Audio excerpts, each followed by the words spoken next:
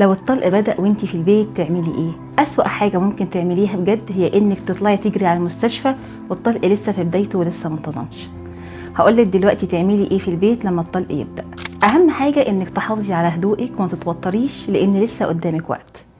تاني حاجة حافظي على التنفس العميق والهادي لأنه مش بس هيهديكي، ده كمان هيساعد جسمك انه يفرز أكسيتوسين، وده الهرمون المسؤول عن انقباضات الرحم.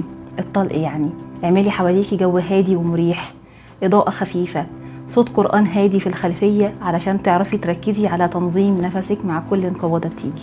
الجو ده بيساعد جسمك انه يفرز هرمونات الراحة ويقلل التوتر اللي ممكن يبطئ الولادة. واهم حاجة انك تتحركي على قد ما تقدري، ممكن تتمشي في البيت لو قادرة، او تسندي على كرسي وتتميلي يمين وشمال، او تقعدي على كرة الولادة.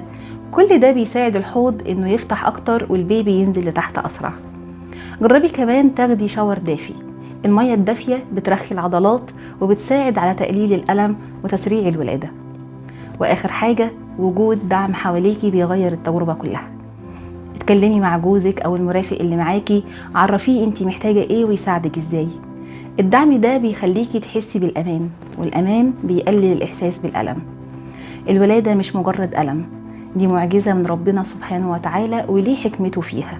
ومع كل نفس وكل حركة وكل لحظة دعم بتقربي خطوة ناحية اللحظة اللي هتشوفي فيها طفلك وتفرحي بيه. تخيلي بقى قد ايه اليوم ده ممكن يكون أهدى وأسهل لو عرفتي تجهزي نفسك من دلوقتي.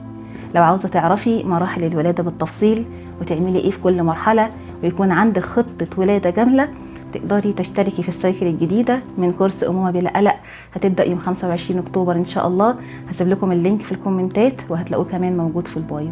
خليكي دايما فاكرة إن الأم الفاهمة بتبقى واثقة وهادية. أشوفكم بخير.